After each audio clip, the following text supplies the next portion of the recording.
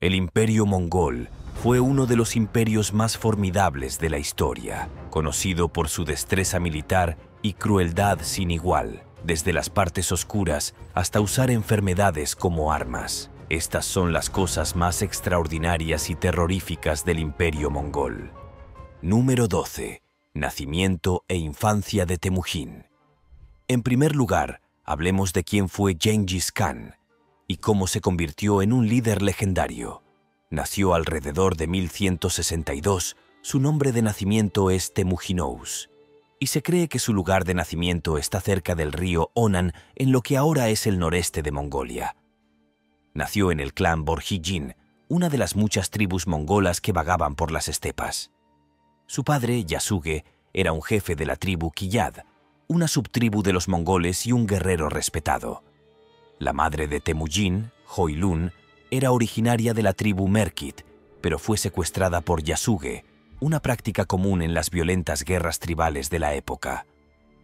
El nombre Temujin le fue dado en honor a un jefe tártaro, a quien su padre había capturado recientemente. Su vida temprana estuvo llena de dificultades y tragedias.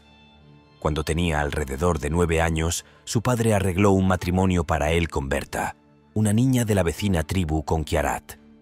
Como era costumbre, Temujin fue enviado a vivir y trabajar con la familia de Berta hasta que tuvieran la edad suficiente para casarse.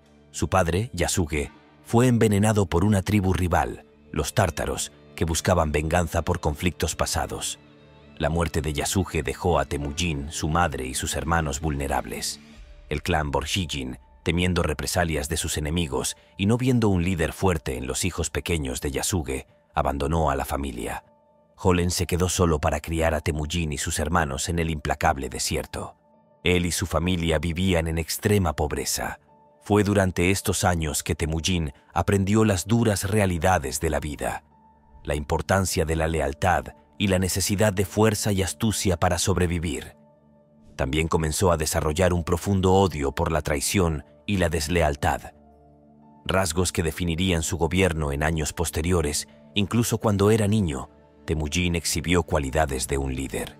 Era ferozmente protector de su familia y mostró una habilidad natural para inspirar lealtad entre quienes lo rodeaban. Sin embargo, estos rasgos también llevaron a conflictos dentro de su propia familia. El medio hermano de Temujin, Bektar, era mayor y trató de afirmar su dominio sobre la familia. Alrededor de los 10 años, Temujin y su hermano menor, Kasar, tendieron una emboscada y mataron a Bektar. Este acto de fratricidio no solo tenía como objetivo afirmar su dominio, sino que también era un medio para proteger a su madre y hermanos menores de los excesos de Bektar.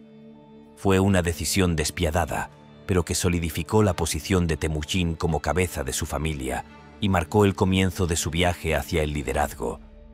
Número 11. El matrimonio y la alianza con Borte. Para consolidar su posición como líder y fortalecer las alianzas tribales, Temujin tomó la decisión estratégica de casarse con Borte, una mujer de la tribu Conquirat. Este matrimonio, sin embargo, no estuvo exento de desafíos y turbulencias en sus primeros años. Poco después de su unión, un evento traumático sacudió la vida de la pareja. Borte fue secuestrada por la tribu Merkit, uno de los enemigos más acérrimos de Temujin. Durante varios meses angustiosos, Borte permaneció cautiva en manos de los Merkit. Este periodo de cautiverio no solo fue una prueba de resistencia para Borte, sino también un catalizador para las futuras acciones de Temujin. Demostrando su habilidad para forjar alianzas cruciales, Temujin no actuó solo en su misión de rescate. Reunió el apoyo de su hermano de sangre, Yamuka, y del poderoso Khan Togrul, formando una coalición formidable para recuperar a su esposa.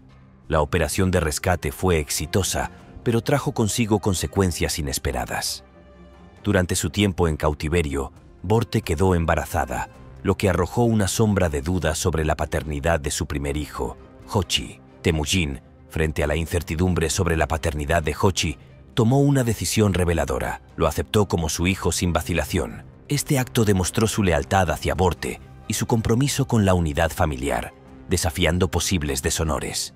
Previno divisiones internas que podrían haber debilitado su poder creciente, entendiendo que la cohesión familiar era crucial para su liderazgo. Este episodio no solo mostró la capacidad de Temujin para superar adversidades personales, sino que también estableció las bases de su futuro liderazgo. La lealtad, astucia y capacidad para tomar decisiones difíciles demostradas aquí se convertirían en características definitorias de su reinado como Gengis Khan. Número 10. El nacimiento de Gengis Khan. Las experiencias tempranas de traición, lucha y supervivencia de Temujin dejaron una huella indeleble en su psique, moldeando profundamente su visión del mundo y su enfoque del liderazgo. Estas adversidades forjaron en él una determinación inquebrantable y una comprensión aguda de la naturaleza humana. Temujin llegó a la conclusión de que para lograr su ambicioso objetivo de unificar las tribus mongolas y crear una nación poderosa, tendría que adoptar una postura implacable, estratégica e inflexible en su liderazgo. A medida que pasaba el tiempo, la reputación de Temujin como líder justo pero implacable comenzó a extenderse por las estepas mongolas. Su capacidad para recompensar generosamente la lealtad y castigar severamente la traición atrajo a un número creciente de seguidores. Estos adeptos vieron en Temujin a un líder capaz de proporcionar estabilidad y prosperidad en un mundo caracterizado por la incertidumbre y el conflicto constante. Su influencia creció exponencialmente, alimentada por sus victorias militares y su habilidad política para forjar alianzas estratégicas. Después de años de guerras incesantes, negociaciones astutas y una consolidación gradual pero constante del poder, Temujin logró lo que muchos consideraban imposible: la unificación de las tribus mongolas bajo un solo estandarte. Este logro monumental culminó en el año 1206, cuando se convocó una gran asamblea conocida como Kurultai. En esta reunión histórica, los líderes de las diversas tribus mongolas reconocieron formalmente la supremacía de Temujin y lo proclamaron Gengis Khan. El título de Gengis Khan, que se traduce como gobernante universal o gobernante oceánico, no era una simple formalidad. Este título elevó a Temujin de ser simplemente un líder tribal a convertirse en una figura de importancia histórica mundial. Investido con este nuevo título y respaldado por la lealtad feroz de un ejército unificado, Gengis Khan se embarcó en una campaña de conquista sin precedentes. Su visión expansionista no conocía límites geográficos. Bajo su liderazgo, el imperio mongol se extendería desde las costas del Océano Pacífico en el este hasta los confines de Europa en el oeste, creando el imperio contiguo más grande que el mundo había visto hasta entonces. Número 9. Ejecuciones públicas. Gengis Khan era conocido por sus brutales métodos para enfrentarse a sus enemigos y a menudo recurría a las ejecuciones públicas como medio para infundir miedo y mantener el control. Su enfoque de la guerra y el castigo se caracterizaba por un pragmatismo despiadado que le permitía eliminar con rapidez y decisión cualquier amenaza a su poder. Estas ejecuciones no solo tenían como objetivo eliminar a un rival, sino enviar un mensaje claro tanto a sus enemigos como a sus seguidores. Se recompensaba la lealtad, mientras que la traición o la resistencia se respondían con una violencia sin concesiones.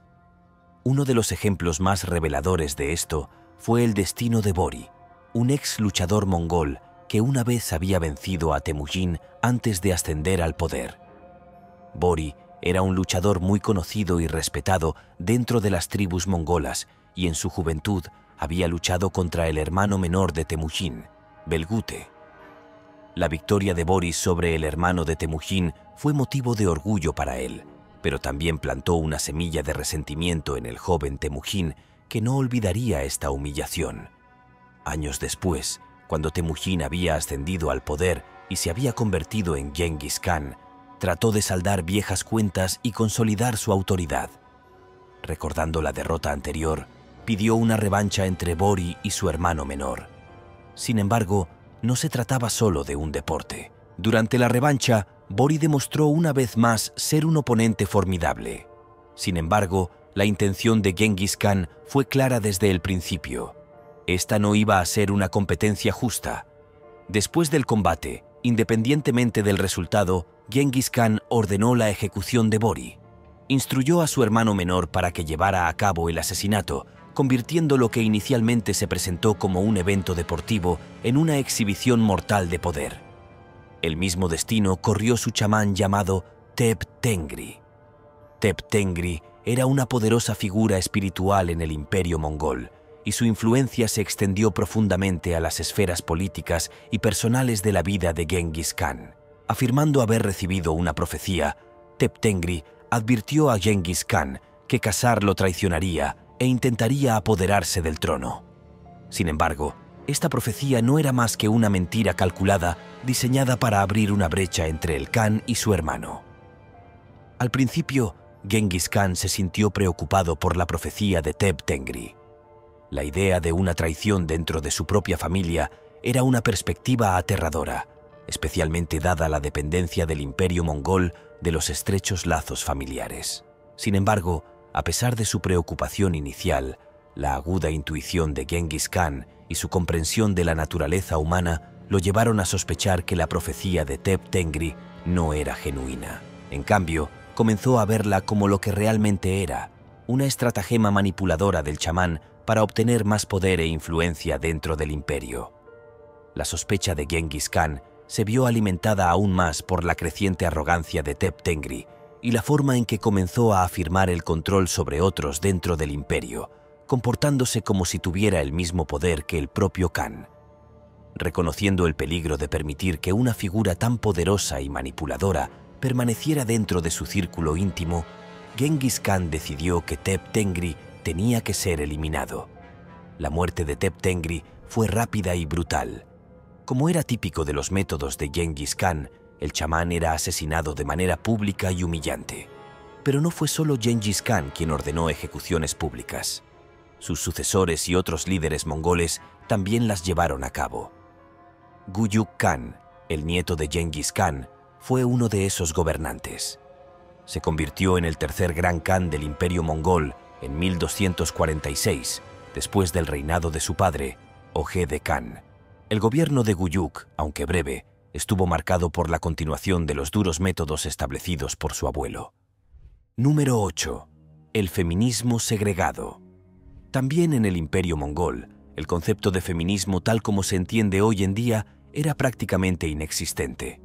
En cambio, las mujeres eran tratadas a menudo como botín de guerra, símbolos de conquista y mercancías para ser heredadas o intercambiadas. Aunque las mujeres mongoles tenían ciertos derechos dentro de sus comunidades, especialmente en comparación con otras culturas de la época, su estatus todavía estaba fuertemente determinado por la naturaleza patriarcal y militarista del imperio. Cuando los mongoles conquistaban un territorio, las mujeres de la población derrotada solían ser tomadas como parte del botín de guerra. Estas mujeres, independientemente de su estatus anterior, a menudo eran distribuidas entre los guerreros mongoles o entregadas a oficiales y nobles de alto rango como recompensa por su servicio.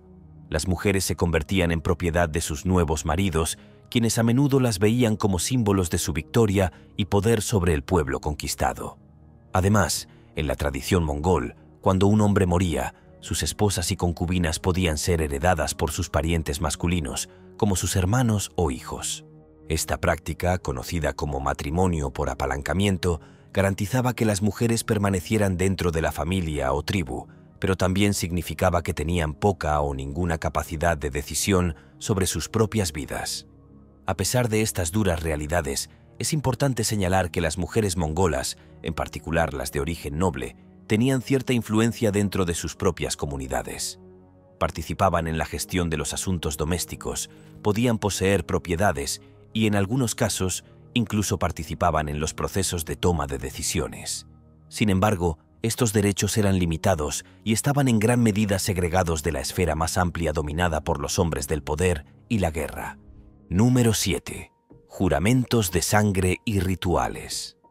Los juramentos de sangre y los rituales eran un aspecto profundamente arraigado y de suma importancia en la cultura mongola, especialmente durante la época de Genghis Khan. Este lazo, según su cosmovisión, era tan poderoso que resistía incluso las pruebas más severas del tiempo y las circunstancias. El ritual central de los juramentos de sangre involucraba un proceso meticuloso y cargado de simbolismo. Los participantes, con solemnidad y determinación, realizaban un pequeño corte en su mano o brazo, permitiendo que su sangre vital fluyera libremente. Este fluido precioso se recogía en un recipiente compartido, a menudo una copa ceremonial ricamente decorada, o se vertía directamente sobre un objeto de gran significado simbólico, como un trozo de tela finamente tejido o una reliquia tribal. Una vez preparada la mezcla, los participantes procedían a beber del recipiente compartido. Este acto no era un mero gesto simbólico, sino que representaba la internalización física y espiritual del vínculo recién forjado. Al consumir la sangre mezclada, los individuos creían estar fusionando sus esencias vitales, sellando así un pacto que iba más allá de las palabras o los acuerdos escritos. Este compromiso mutuo se consideraba inquebrantable, una promesa grabada no solo en sus corazones, sino también en sus propios cuerpos. Estos pactos sagrados se llevaban a cabo lejos de miradas indiscretas, en lugares apartados o en el corazón de la noche, añadiendo así una capa adicional de misticismo y poder a la ceremonia. Esta naturaleza clandestina reforzaba la idea de que el juramento era un asunto exclusivo entre los participantes y las fuerzas espirituales que presidían el acto, elevándolo por encima de los acuerdos mundanos y las promesas cotidianas. La gravedad de estos juramentos no puede ser subestimada en el contexto de la sociedad mongola. Romper un pacto sellado con sangre se consideraba una transgresión de proporciones catastróficas. Tal acto no solo era una afrenta contra los individuos directamente involucrados, sino que también se percibía como una ofensa directa a las fuerzas espirituales y ancestrales que habían sido invocadas como testigos del ritual. Las consecuencias de tal traición podían ser devastadoras, llegando incluso a la pena de muerte. Se creía firmemente que el infractor atraería sobre sí mismo y su linaje una maldición divina, una desgracia que podría perseguir a generaciones futuras. Estos pactos sagrados se empleaban para solidificar alianzas entre tribus rivales, transformando antiguos enemigos en aliados inquebrantables. Los generales y guerreros los utilizaban para jurar lealtad eterna a sus líderes, creando vínculos que iban más allá del deber militar y se adentraban en el reino de lo espiritual. Incluso dentro de la familia gobernante, decisiones de gran envergadura y sucesiones de poder se sellaban a menudo con estos rituales de sangre, asegurando así la continuidad y estabilidad del imperio. Número 6. Fuerte olor corporal. En la sociedad moderna, el olor corporal a menudo se considera algo desagradable y debe evitarse con innumerables productos disponibles para enmascararlo o eliminarlo. Sin embargo, en el Imperio mongol, el olor corporal se percibía de manera bastante diferente. No solo era aceptado, sino también reverenciado como un signo de fortaleza, poder y cercanía espiritual a los dioses. Los mongoles, particularmente durante la época de Genghis Khan, tenían una profunda creencia en la sacralidad de la naturaleza y los elementos. El agua en particular era considerada un don divino, a menudo asociado con los dragones, que eran venerados como criaturas poderosas y místicas. Los mongoles creían que los dragones impartían una cualidad única y sagrada al agua, y por lo tanto, el agua no era algo que se pudiera desperdiciar frívolamente en actividades como el baño. En cambio, el agua estaba reservada para usos esenciales, particularmente para los caballos y para rituales, más que para la higiene personal. Como resultado, el baño regular no era una práctica común, y el olor corporal natural que se desarrolló con el tiempo era considerado como una manifestación tangible del favor espiritual. La intensidad del olor corporal se correlacionaba directamente con la proximidad percibida a las deidades, particularmente a los dragones venerados. Este sistema de creencias estableció un paradigma que contradice completamente las normas sociales contemporáneas. Mientras que en la actualidad el olor corporal es generalmente considerado indeseable, en el Imperio mongol se transformó en un indicador prominente de estatus social y conexión divina. En el contexto del Imperio mongol, un guerrero o líder que emanaba un fuerte olor corporal era percibido como un individuo de gran poder y sintonía espiritual. Existía la firme convicción de que las deidades mostraban una predilección especial por aquellos que portaban consigo el aroma auténtico de la tierra y de su propia esencia corporal, sin la interferencia de prácticas de higiene excesivas que pudieran diluir esta conexión natural. Esta perspectiva única sobre el olor corporal no era una mera superstición superficial, sino que estaba profundamente arraigada en el tejido cultural y en la vida cotidiana de los mongoles. Lejos de ser un aspecto vergonzoso o indeseable, se convirtió en una característica normal y hasta codiciada de la existencia en el Imperio mongol. La prevalencia de esta creencia demuestra la notable divergencia entre las prácticas culturales de diferentes épocas y sociedades, resaltando cuán radicalmente pueden diferir los conceptos de higiene y espiritualidad a lo largo de la historia humana. Número 5. Pirámides de calaveras. Esta macabra tradición no solo era un método para afirmar el dominio, sino también una poderosa herramienta psicológica, diseñado para infundir miedo en aquellos que podrían considerar resistir el dominio mongol en el futuro. Después de una batalla, los guerreros mongoles recolectaban los cráneos de los muertos y los apilaban metódicamente en grandes pirámides, dentro de la ciudad conquistada o en sus afueras. Estas pirámides de calaveras solían colocarse en lugares destacados, donde nadie que pasara por allí pudiera pasarlas por alto. Las pirámides variaban de tamaño según la escala de la batalla, y algunas eran realmente enormes y contenían miles de cráneos. La creación de estas horripilantes estructuras era una práctica habitual profundamente arraigada en la estrategia militar mongola.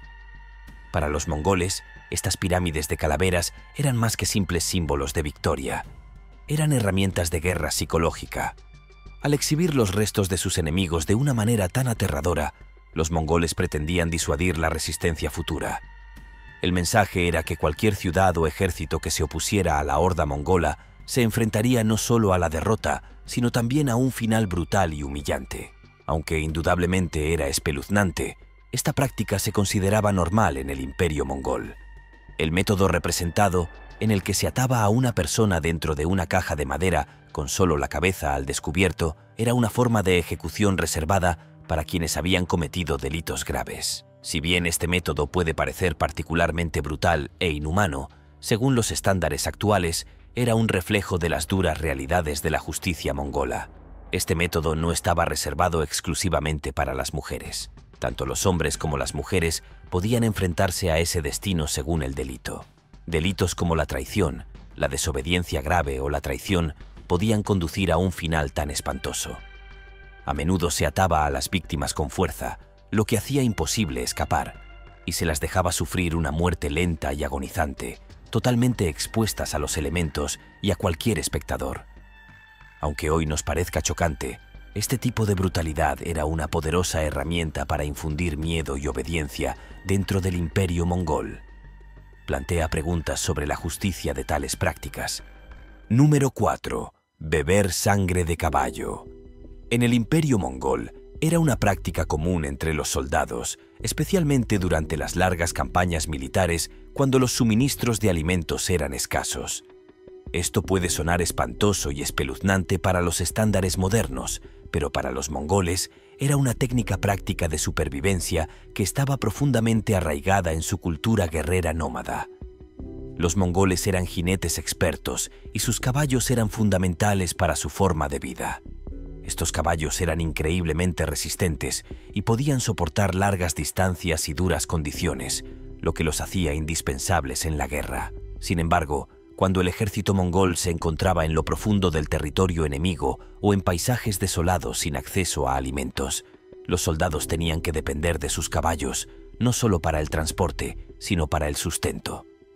Para extraer la sangre, un soldado hacía una pequeña incisión en la vena del cuello del caballo, generalmente con una herramienta afilada o un cuchillo. Este corte se realizaba con extrema precisión y cuidado para evitar causar daño permanente al animal, asegurando así que el caballo pudiera continuar sirviendo a su jinete en futuras batallas y travesías. Una vez hecha la incisión, el soldado procedía a beber la sangre directamente de la herida, utilizándola como una fuente vital de nutrición en tiempos de escasez. Esta sangre, rica en nutrientes esenciales, proporcionaba a los guerreros mongoles la energía necesaria para perseverar en sus extensas y agotadoras campañas, que a menudo se desarrollaban en condiciones extremadamente adversas y en terrenos inhóspitos. Los caballos, más allá de ser simples medios de transporte, se consideraban compañeros de batalla invaluables. Su capacidad para sostener a los soldados en momentos de necesidad desesperada no solo reforzaba su importancia estratégica, sino que también forjaba un vínculo profundo entre el guerrero y su montura. Esta práctica de supervivencia ejemplificaba la simbiosis única entre los mongoles y sus caballos, una relación que trascendía la mera utilidad y se adentraba en el terreno de la interdependencia mutua y el respeto. Aunque la idea de beber sangre de caballo puede resultar perturbadora e incluso repulsiva para la sensibilidad moderna, en el contexto del Imperio mongol se consideraba una práctica no solo normal, sino absolutamente esencial. Esta técnica de supervivencia permitía a los guerreros mongoles persistir en las condiciones más extremas y desoladoras, manteniendo su ventaja militar crucial y facilitando la continuación de sus vastas conquistas a través de extensiones de tierra aparentemente interminables. La capacidad de aprovechar este recurso vital en momentos de necesidad extrema fue, sin duda, un factor significativo que contribuyó a la expansión sin precedentes y al éxito militar prolongado del Imperio mongol. Número 3. El estrangulamiento ritual de los nobles. A diferencia de otros ciudadanos, la ejecución de líderes de alto rango y de la nobleza en el Imperio mongol se manejaba con un nivel extraordinario de cuidado y reverencia, marcadamente diferente de las ejecuciones a menudo brutales y públicas reservadas para criminales comunes o enemigos capturados. Esta distinción se basaba en una creencia profundamente arraigada en la cultura mongola. La sangre de sus líderes, especialmente aquellos de linaje noble, era considerada sagrada y portadora de una esencia divina. Esta creencia fundamental moldeaba significativamente el enfoque mongol para castigar a los miembros de alto rango de la sociedad que habían cometido delitos dignos de la pena capital. Los mongoles se esforzaban meticulosamente por asegurar que la sangre de su élite permaneciera intacta, adhiriéndose estrictamente a sus creencias culturales y espirituales. Esta práctica no solo reflejaba un profundo respeto por la jerarquía social, sino que también servía para mantener la integridad percibida del linaje noble y su conexión con el reino espiritual. Uno de los métodos de ejecución más comúnmente empleados para los líderes mongoles de alto rango era el estrangulamiento, una técnica que se consideraba como una forma de quitar la vida sin derramar sangre, preservando así la santidad del linaje del condenado y la pureza simbólica de su sangre. Otra estrategia para ejecutar a nobles y líderes era colocarlos en situaciones de batalla imposibles de sobrevivir. Esto les permitía morir en combate, considerado más honorable que una ejecución pública. La práctica mantenía la apariencia del líder como guerrero hasta el final. La creencia en la sangre sagrada de los líderes mongoles requería un manejo cuidadoso de sus muertes, incluso como castigo. El proceso de ejecución se planeaba meticulosamente para evitar derramar sangre y preservar la dignidad del condenado. Esto reflejaba el respeto por la jerarquía social y el linaje noble, manteniendo el orden cósmico percibido. Número 2. Las incursiones y los secuestros nómadas.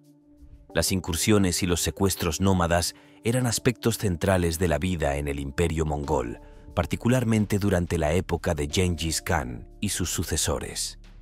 Lo que hoy puede parecer horroroso e inquietante se consideraba una práctica normal e incluso estratégica en la expansión del Imperio mongol. Cuando los ejércitos mongoles arrasaban ciudades y pueblos, lo hacían con ferocidad y precisión. Sus incursiones no solo tenían como objetivo la expansión territorial, también buscaban la captura de recursos, incluidas personas, en particular mujeres, que a menudo eran el objetivo de estas incursiones. Una vez que una aldea o ciudad era invadida, los guerreros mongoles atacaban a las mujeres, sometiéndolas a muchas formas de violencia. Esto no era solo un acto de crueldad, sino un método calculado para aterrorizar y desmoralizar a las poblaciones conquistadas.